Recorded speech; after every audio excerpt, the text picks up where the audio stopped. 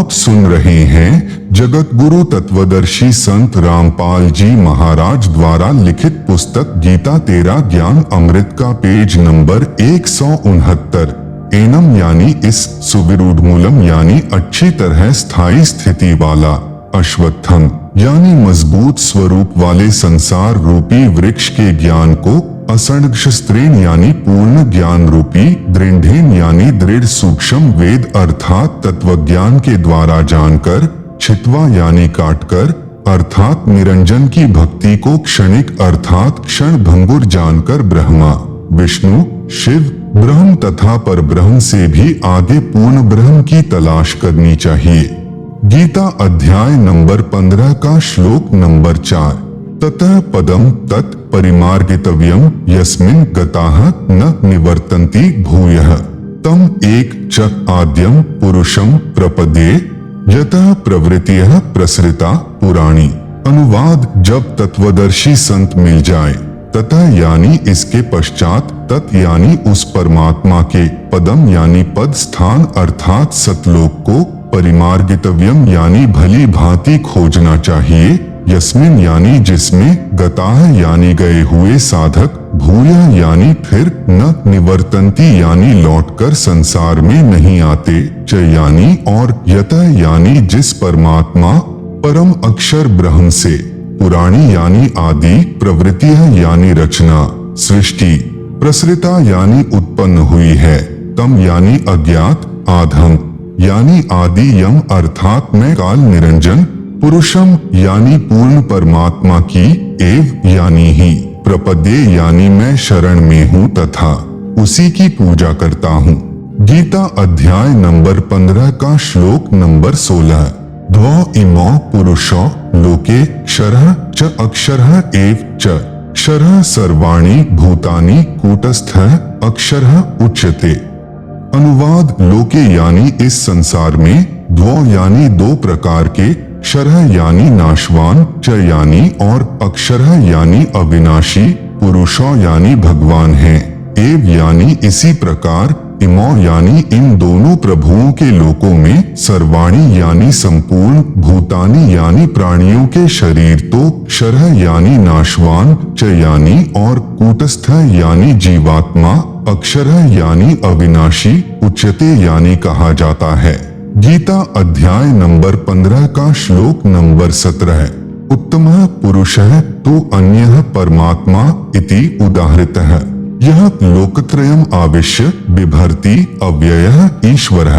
अनुवाद, उत्तम यानी उत्तम, पुरुष यानी प्रभु, तु यानी तो, अन्य यानी उपरोक्त दोनों प्रभु, क्षर पुरुष तथा अक्षर पुरुष से भी अन्य ही है, इति यानी यह वास्तव में, परमात्मा यानी परमात्मा, उदाहृत यानी कहा गया है, यह यानी जो, लोकत्रयम यानी तीनों लोकों में, आविश्य यानी प्रवेश करके, बिभर्ति यानी सबका धारण पोषण करता है, एवं अव्यय यानी अविनाशी, ईश्वर यानी ईश्वर, प्रभुओं में श्रेष्ठ अर्थात समर्थ प्रभु है। आप सुन रहे हैं जगत गुरु तत्वदर्शी संत रामपाल जी महाराज द्वारा लिखित पुस्तक गीता तेरा ज्ञान अमृत का पेज नंबर 170। भावार्थ, गीता ज्ञान दाता प्रभु ने केवल इतना ही बताया है कि यह संसार उल्टे लटके वृक्ष तुल्य जानो, ऊपर जड़े मूल यानी तो पूर्ण परमात्मा है, नीचे टहनियां आदि अन्य हिस्से जानो। इस संसार रूपी वृक्ष के प्रत्येक भाग का भिन्न भिन्न विवरण जो संत जानता है वह तत्वदर्शी संत है, जिसके विषय में गीता अध्याय 4 श्लोक नंबर 34 में कहा है। गीता अध्याय 15 श्लोक नंबर 2-3 में केवल इतना ही बताया है कि 3 गुण रूपी शाखा है। यहाँ विचार काल में अर्थात गीता में आपको मैं यानी गीता ज्ञान दाता पूर्ण जानकारी नहीं दे सकता, क्योंकि मुझे इस संसार की रचना के आदि व अंत का ज्ञान नहीं है। उसके लिए गीता अध्याय 4 श्लोक नंबर 34 में कहा है कि किसी तत्वदर्शी संत से उस पूर्ण परमात्मा का ज्ञान जानो। इस गीता अध्याय 15 श्लोक 1 में उस तत्वदर्शी संत की पहचान बताई है कि वह संसार रूपी वृक्ष के प्रत्येक भाग का ज्ञान कराएगा। उसी से पूछो। गीता अध्याय 15 के श्लोक 4 में कहा है कि उस तत्वदर्शी संत के मिल जाने के पश्चात उस परमपद परमेश्वर की खोज करनी चाहिए, अर्थात उस तत्वदर्शी संत के बताए अनुसार साधना करनी चाहिए, जिससे पूर्ण मोक्ष यानी अनादि मोक्ष प्राप्त होता है। गीता अध्याय 15 श्लोक 16-17 में स्पष्ट किया है कि 3 प्रभु हैं, एक क्षर पुरुष यानी ब्रह्म, दूसरा अक्षर पुरुष यानी परब्रह्म, तीसरा परम अक्षर पुरुष यानी पूर्ण ब्रह्म। क्षर पुरुष तथा अक्षर पुरुष वास्तव में अविनाशी नहीं है। वह अविनाशी परमात्मा तो इन दोनों से अन्य ही है। वही तीनों लोकों में प्रवेश करके सर्व का धारण पोषण करता है। उपरोक्त श्रीमद् भगवत गीता अध्याय 15 श्लोक 1 से 4 तथा 16-17 में यह प्रमाणित हुआ कि उल्टे लटे हुए संसार रूपी वृक्ष की मूल अर्थात जड़ तो परम अक्षर ब्रह्म अर्थात पूर्ण ब्रह्म है, जिससे पूर्ण वृक्ष का पालन होता है, तथा वृक्ष का जो हिस्सा पृथ्वी के तुरंत बाहर जमीन के साथ दिखाई देता है वह तना होता है, उसे अक्षर पुरुष अर्थात परब्रह्म जानो। उस तने से ऊपर चलकर अन्य मोटी डार निकलती है, उनमें से एक डार को ब्रह्म अर्थात क्षर पुरुष जानो तथा उसी डार से अन्य 3 शाखाएं निकलती हैं, उन्हें ब्रह्मा, विष्णु तथा शिव जानो तथा शाखाओं से आगे पत्ते रूप में सांसारिक प्राणी जानो। उपरोक्त गीता अध्याय 15 श्लोक 16-17 में स्पष्ट है कि क्षर पुरुष यानी ब्रह्म तथा अक्षर पुरुष यानी परब्रह्म तथा इन दोनों के लोकों में जितने प्राणी हैं उनके स्थूल शरीर तो नाशवान हैं तथा जीवात्मा अविनाशी है, अर्थात उपरोक्त दोनों प्रभु व इनके अंतर्गत सर्व प्राणी नाशवान हैं। भले ही अक्षर पुरुष यानी परब्रह्म को अविनाशी कहा है, परंतु वास्तव में अविनाशी परमात्मा तो इन दोनों से अन्य है। वह तीनों लोकों में प्रवेश करके सबका पालन पोषण करता है। उपरोक्त विवरण में 3 प्रभुओं का भिन्न भिन्न विवरण दिया है। आप सुन रहे हैं जगत गुरु तत्वदर्शी संत रामपाल जी महाराज द्वारा लिखित पुस्तक गीता तेरा ज्ञान अमृत का पेज नंबर 171। पवित्र बाइबल तथा पवित्र कुरान शरीफ में सृष्टि रचना का प्रमाण। इसी का प्रमाण पवित्र बाइबल में तथा पवित्र कुरान शरीफ में भी है। कुरान शरीफ में पवित्र बाइबल का भी ज्ञान है, इसलिए इन दोनों पवित्र सद्ग्रंथों ने मिलजुल कर प्रमाणित किया है कि कौन तथा कैसा है सृष्टि रचनहार तथा उसका वास्तविक नाम क्या है। पवित्र बाइबल उत्पत्ति ग्रंथ पृष्ठ नंबर 2 पर चैप्टर 1 वर्सेस 20, चैप्टर 2 वर्सेस 5 पर 6वां दिन प्राणी और मनुष्य अन्य प्राणियों की रचना करके 26 फिर परमेश्वर ने कहा हम मनुष्य को अपने स्वरूप के अनुसार अपनी समानता में बनाएं जो सर्व प्राणियों को काबू रखेगा। 27 तब परमेश्वर ने मनुष्य को अपने स्वरूप के अनुसार उत्पन्न किया, अपने ही स्वरूप के अनुसार परमेश्वर ने उसको उत्पन्न किया, नर और नारी करके मनुष्यों की सृष्टि की। 29 प्रभु ने मनुष्यों के खाने के लिए जितने बीज वाले छोटे पेड़ तथा जितने पेड़ों में बीज वाले फल होते हैं वे भोजन के लिए प्रदान किए हैं, मांस खाना नहीं कहा है। 7वां दिन विश्राम का दिन, परमेश्वर ने 6 दिन में सर्व सृष्टि की उत्पत्ति की तथा 7वें दिन विश्राम किया। पवित्र बाइबल ने सिद्ध कर दिया कि परमात्मा मानव सदृश शरीर में है, जिसने 6 दिन में सर्व सृष्टि की रचना की तथा फिर विश्राम किया। पवित्र कुरान शरीफ सूरत फुरकानी 25 आयत नंबर 52, 58, 59, आयत 52 फला तुतियल काफिरन व जहिदहुम बिही जिहादन कबीरा यानी कबीरन।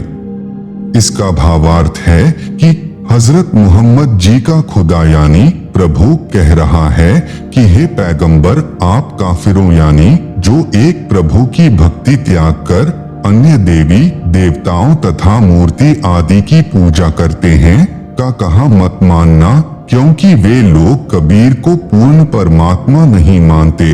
आप मेरे द्वारा दिए इस कुरान के ज्ञान के आधार पर अटल रहना कि कबीर ही पूर्ण प्रभु है तथा कबीर अल्लाह के लिए संघर्ष करना यानी लड़ना नहीं अर्थात अडिग रहना। आयत 58 व तवक्कल अलल हरूल्लजीला यमूतु व सब्बे बिहमदिही व कफा बिही बिजुनुबी इबादिही खबीरा यानी कबीरा। भावार्थ है कि हजरत मोहम्मद जी जिसे अपना प्रभु मानते हैं वह अल्लाह यानी प्रभु किसी और पूर्ण प्रभु की तरफ संकेत कर रहा है कि ये पैगंबर उस कबीर परमात्मा पर विश्वास रख जो तुझे जिंदा महात्मा के रूप में आकर मिला था। वह कभी मरने वाला नहीं है अर्थात वास्तव में अविनाशी है।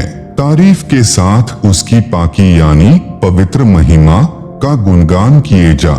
वह कबीर अल्लाह यानी कबीरदेव पूजा के योग्य है तथा अपने उपासकों के सर्व पापों को विनाश करने वाला है। आप सुन रहे हैं जगत गुरु तत्वदर्शी संत रामपाल जी महाराज द्वारा लिखित पुस्तक गीता तेरा ज्ञान अमृत का पेज नंबर 172 आयत 59 अलजी खलक समावाती वलर्ज वमा बैनहुमा फी सित्तती अयामिन सुम्मस्तवा अल्लर्शी अर्रहमानु फसल बिही खबीरन यानी कबीरन। भावार्थ है कि हजरत मोहम्मद को कुरान शरीफ बोलने वाला प्रभु यानी अल्लाह कह रहा है कि वह कबीर प्रभु वही है जिसने जमीन तथा आसमान के बीच में जो भी विद्यमान है सर्व सृष्टि की रचना 6 दिन में की तथा 7वें दिन ऊपर अपने सत्यलोक में सिंहासन पर विराजमान हो गया यानी बैठ गया। उसके विषय में जानकारी किसी बाखबर यानी तत्वदर्शी संत से पूछो। उस पूर्ण परमात्मा की प्राप्ति कैसे होगी तथा वास्तविक ज्ञान तो किसी तत्वदर्शी संत यानी बाखबर से पूछो, मैं नहीं जानता। उपरोक्त दोनों पवित्र धर्मों यानी ईसाई तथा मुसलमान के पवित्र शास्त्रों ने भी मिलजुल कर प्रमाणित कर दिया कि सर्व सृष्टि रचनहार सर्व पाप विनाशक सर्व शक्तिमान अविनाशी परमात्मा मानव सदृश शरीर में आकार में है तथा सत्यलोक में रहता है। उसका नाम कबीर है। उसी को अल्लाहु अकबिरू भी कहते हैं। आदरणीय धर्मदास जी ने पूज्य कबीर प्रभु से पूछा कि हे सर्वशक्तिमान, आज तक यह तत्व ज्ञान किसी ने नहीं बताया, वेदों के मर्मज्ञ ज्ञानियों ने भी नहीं बताया। इससे सिद्ध है कि चारों पवित्र वेद तथा चारों पवित्र कतेब यानी कुरान शरीफ आदि झूठे हैं। पूर्ण परमात्मा ने कहा, कबीर वेद कतेब झूठे नहीं भाई, झूठे हैं जो समझे नहीं। भावार्थ है कि चारों पवित्र वेद ऋग्वेद अथर्ववेद यजुर्वेद सामवेद तथा पवित्र चारों कतेब कुरान शरीफ जबूर तौरात इंजिल गलत नहीं है, परंतु जो इनको नहीं समझ पाए वे नादान हैं। पूज्य कबीर परमेश्वर यानी कबीर देव जी की अमृतवाणी में सृष्टि रचना विशेष निम्न अमृतवाणी सन 1403 से जब पूज्य कबीरदेव कबीर परमेश्वर लीलामय शरीर में 5 वर्ष के हुए, सन 1518 जब कबीरदेव यानी कबीर परमेश्वर मगहर स्थान से सशरीर सतलोक गए के बीच में लगभग 600 वर्ष पूर्व परम पूज्य कबीर परमेश्वर यानी कबीरदेव जी द्वारा अपने निजी सेवक यानी दास भक्त आदरणीय धर्मदास साहेब जी को सुनाई थी तथा धनी धर्मदास साहेब जी ने लिपिबद्ध की थी, परंतु उस समय के पवित्र हिंदुओं तथा पवित्र मुसलमानों के नादान गुरुओं यानी नीमह की मोह ने कहा कि यह धारणक यानी जुलाहा कबीर झूठा है। किसी भी सदग्रंथ में श्री ब्रह्मा जी, श्री विष्णु जी तथा श्री शिव जी के माता पिता का नाम नहीं है। ये तीनों प्रभु अविनाशी हैं, इनका जन्म मृत्यु नहीं होता।